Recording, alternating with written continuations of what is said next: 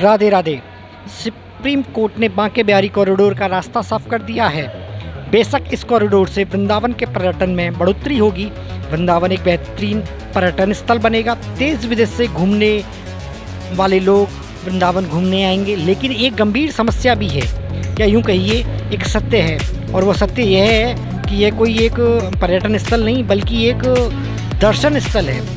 यह बिहारी जी की क्रीड़ा स्थली है, ये श्री राधा रानी जी की क्रीड़ा स्थली है, यह ब्रजवासियों का निवास स्थान है। स्वयं बिहारी जी ने अपने ब्रजवासियों को आशीर्वाद दिया है अपने साथ अपना पड़ोसी बनाकर रखने का। हमारे भारत देश की संस्कृति अन्य देशों की संस्कृति से बिल्कुल भिन्न है। हमारा देश गुरुकुल, गुरु शिष्य, साधु महात्माओं का देश रहा है। भारत का आयुर्वेद और ज्योतिष आज भी संपूर्ण जगत को सही दिशा दिखा रहा है।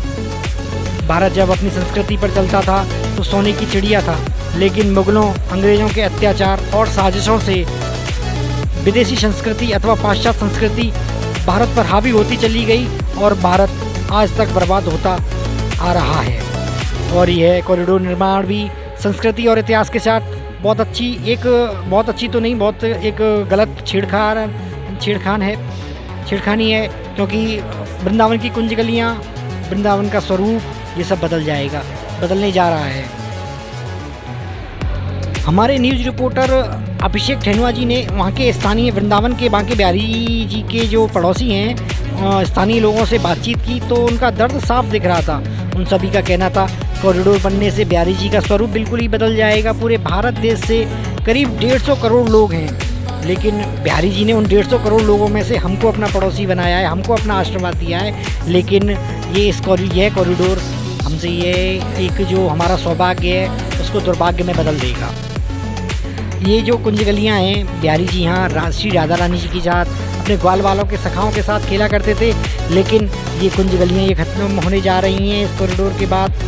तो स्थानीय निवासियों ने बड़ा ही अपना दर्द अपना योगी जी से कहने की कोशिश की है कि हे योगी जी, आप हमें इन कई सदियों बाद हमें एक हमारे हिंदू हृदय सम्राट ऐसा मिला है जो हमारी धरोहरों को, जो हमारी संस्कृति को, जो हमारे जो हिंदू रीति रिवाज, जो हमारी हिंदू की संस्कृति है उसको बचाकर संजोकर रखेंगे। लेकिन उम्मीद के विपरीत ये कॉरिडोर का प्रारूप देखते हैं किस तरीके का प्रारूप आने वाला है।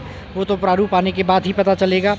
बांके बिहारी कॉरिडोर बनने के बाद ना वो कुंज गलियाँ रहेंगी जहाँ कान्हा जी राधा जी के साथ क्रीड़ा किया करते थे, अपने ग्वाल वालों के साथ खेला करते थे, ना उन लोगों के घर रहेंगे जिन्हें कान्हा जी ने अपना पड़ोसी बनाया। स्थानीय निवासियों ने योगी जी से विनती भी की है। उन्होंने कहा है कि सदियों बाद आप हमें मिले हैं तो आपका यह दायित्व है, आपका ये परम कर्तव्य है कि इस बांके बिहारी के स्वरूप को बचा कर रखना और संजोए रखना।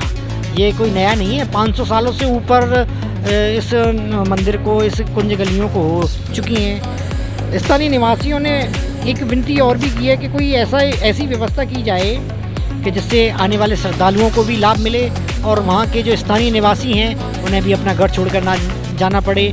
तो कॉरिडोर का निर्माण कुछ इस प्रकार किया जाए जो सबसे महत्वपूर्ण जो लोग हैं, जो वहाँ के जो स्थानीय निवासी हैं, वहाँ के जो बांके बिहारी जी के पड़ोसी हैं, उनका बड़ा ही ध्यान रखने का दायित्व सरकार का है।